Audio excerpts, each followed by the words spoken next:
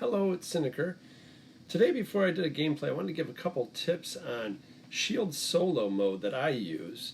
They may want to use them in your games. Hopefully the games will be coming in pretty soon. I see that tracking are going out to some people, so hopefully you'll be receiving your game soon if you're a backer for this on Kickstarter, or whether you start seeing it at the retail. But there is a solo mode in there where you can play with 3 different heroes. You start off with 5 cards. I've come across a couple things I like to do when I'm playing a game. The first is this. It's going to be when you get assigned damage. Let me explain. So I pull a card here that has Ultron moving 3 spaces and doing a BAM effect. 1, 2, 3. He lands here with Ant-Man. Now this thing would go off first, which is duplication, so I'd add the thug at that location first because of that bullseye effect. But then I go on to his BAM effect, and his BAM effect says add 3 thugs to a location, which I do normally, including the overflow rules, where I'd put this to the next location. And then it says, and deal 1 damage to each hero there. Well, this is Ant-Man here. So in my list of cards, you can tell I got 1 Ant-Man card. Because the damage is being dealt to Ant-Man, I try to always stay to what hero the damage is being dealt to. So in this case, I'd lose that card. Now, for instance, let's say this was my starting hand, which I would have had an extra card here in the last turn, but let's say I got these 5 cards to work with and there's no Ant-Man. He's supposed to be dealt damage. Then in that case, I would use my a card that I would get rid of that's not Ant-Man. So I'd have to use from the other 2 heroes I have here, which in this case is Venom and Captain Marvel. Another, for instance, I'd like to show you is when you have like Stark Labs here, when you have a location end effect, let's say I've cleared this threat, and it says here for the end of turn effect, you may swap 1 card from your hand with 1 of your cards from the storyline. So let's say I have, we'll use Ant-Man here. Let's say Ant-Man's on this location at the end of that turn, and he can use that location effect. When I switch that card, when I swap out that card, I tend to try to find an Ant-Man card that I can use, and then swap that. Well, of course I don't. Okay, yeah, I have one here. I'd swap that out with another Ant-Man card I have in my storyline. It just makes it a little bit more thematic, and that way I'm just using the same character for that effect. Another one is with special effects like Ant-Man. This one is his Quantum Leap. Swap this card with any of your face-up cards in the storyline. That card becomes the one you played this turn. So because this is an Ant-Man card, I'm not going to use this unless I absolutely have to. There's going to be times where you do, but I'm going to use this to try to replace another Ant-Man card because that's his actual power. It's his special ability and not somebody else's. I usually don't tend to place it for somebody else I have on my team. For example, like to swap out Captain Marvel's card with an Ant-Man card, his Quantum Leap card. Again, it's just thematic, and these are just little ideas I thought I'd add to this before I did the gameplay today. Just try to show you how I tend to try to play the game here and there. It makes it a little bit more challenging, but it seems to just be more thematic. The heroes have their own special abilities, and location effects have their abilities. So I just try to use whatever character's at the location, or when I'm taking damage, I try to put it on the hero that is taking the actual damage instead of just randomly taking it from any of my cards. If the hero is in my deck, then I will try to use that hero to take the damage. Just want to let you know, enjoy today's gameplay. Thanks. Hello, today I'm going to be playing a game of Marvel United. I'm going to be using Venom and Ant-Man versus Ultron. I'm doing this in heroic mode, so I'm getting rid of the double wild and the single wild from each deck. Although that's my shrink, I gotta switch that out with my single wild. Don't want to be losing the shrink. There he is. Flip that around there. Alright. So this is a heroic. Playing without those. I've already set up my locations randomly. And also throughout the crisis cards. We're going to find out where Ultron is. I got the world's smallest dice here to do that. Where he starts his turn. Going to be a 2. 1, 2 right there. Heroes will start directly across. I'm trying this square format because of that way I can put my used up threat and crisis cards right here, or my mission cards and my threats there. Shuffle up the villain deck. The locations we have are SHIELD Headquarters, New York Police Headquarters, Stark Labs, SHIELD Helicarrier, Avengers Tower, and Avengers Mansion. Shuffle up Venom.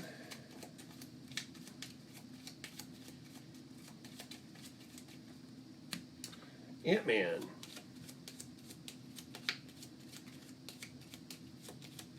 Each hero will draw 3 cards. I am playing this solo, but I'm playing 2-player.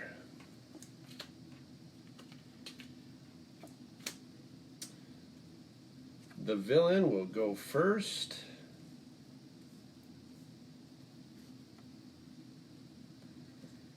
He draws. So Ultron moves 1, and he's going to deploy some thugs. 1 at this location, 3 at his. Again, his overflow effect is if a civilian or a thug token can't be added to a location, add that token to the next location clockwise instead. So this is 2 thugs at his location. Third one would come over here because that location's filled too. And then I'm supposed to put 1 more thug here. This would overflow to here.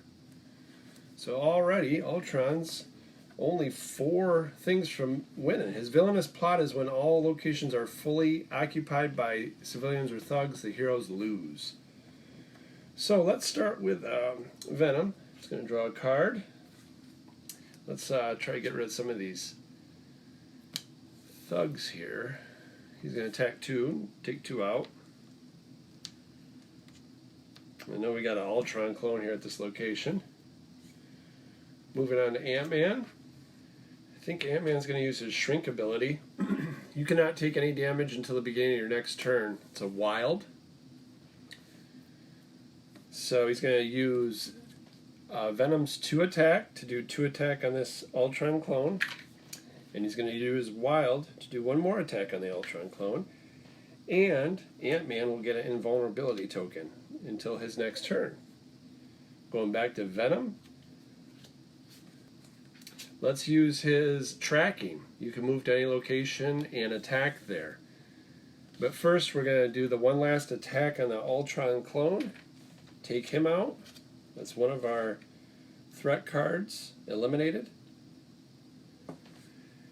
This end effect here is you may search your deck for 1 card and set it aside, then shuffle your deck and place that card on top. But I'm not going to use that because I am going to use his tracking ability. He's going to immediately jump to this location. And let's take out a thug here.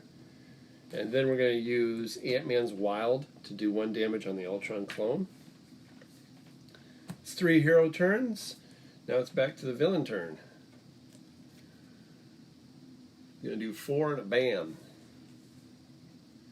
So he'll move 4. 1, 2, 3, 4. He's going to bam here. This location is duplication. Adds 1 thug in this location. That's the bullseye effect. His bam is add 3 thugs to his location. Again, we got overflow. First one goes here. Second one keeps moving on until down here. Third one would go here. Keeps moving on until I can find an empty space right there. Deal 1 damage to each hero there. There's no heroes. And that is Ultron's turn. Now we're back to Ant-Man. Draw a card. He draws Grow, which is pretty nice right now. I may use that. So I'm going to use Ant-Man's Grow ability here.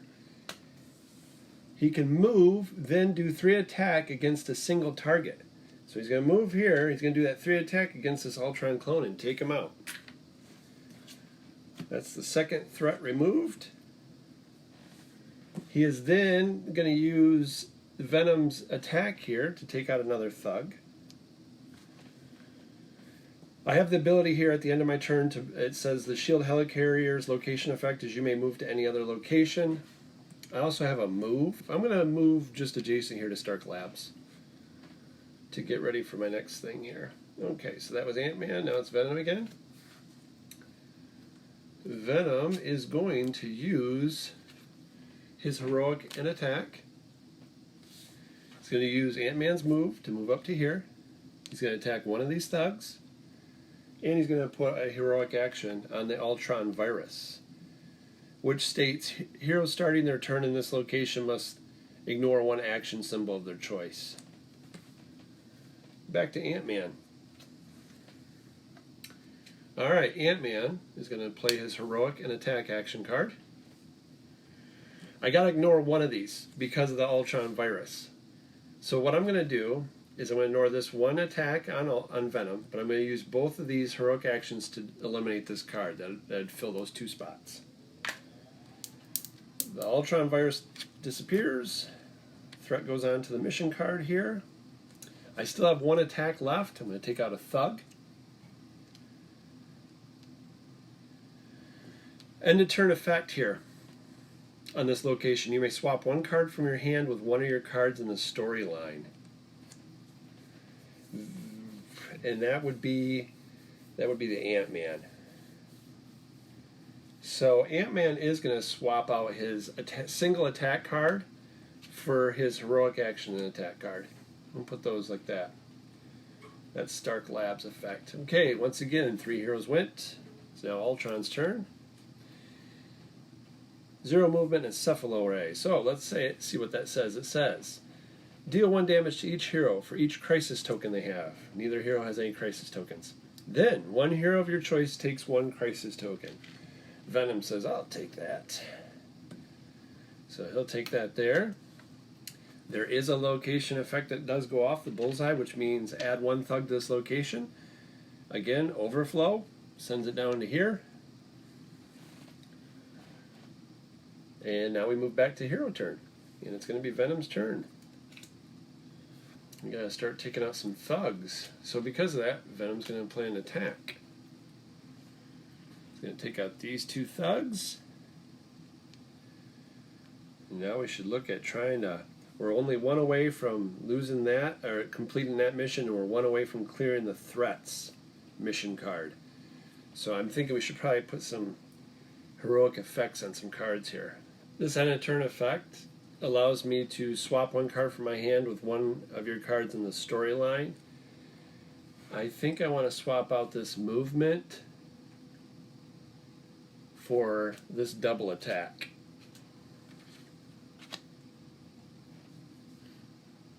Alright, now it's Ant-Man's turn. I'm going to use his move and heroic attack. Or a heroic action, not a heroic attack. He is going to move to here. He's going to place 1 heroic action on here, which is the Ultron virus. And he's going to do 1 attack on a Thug, which completes that mission.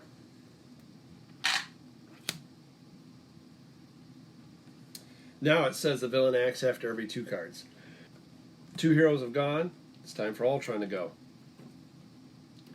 Pulls his Cephalo Ray again. He's not going to move, but the duplication will go off. It's a target effect. Add 1 Thug to this location. Overflow makes a Thug go to there.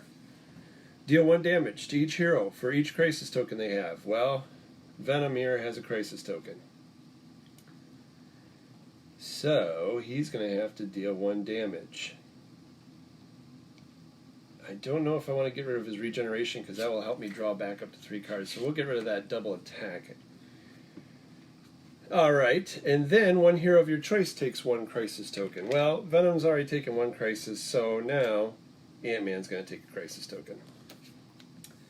That was the villain turn.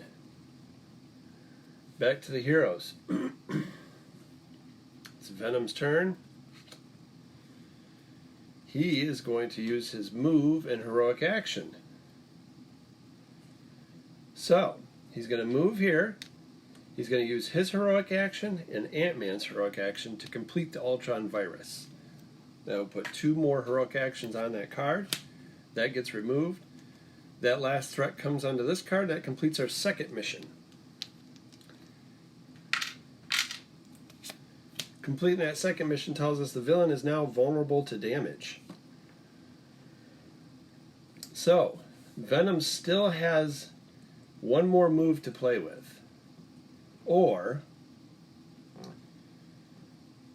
I can discard, this here, the end location effect is discard 1 Thug from any location.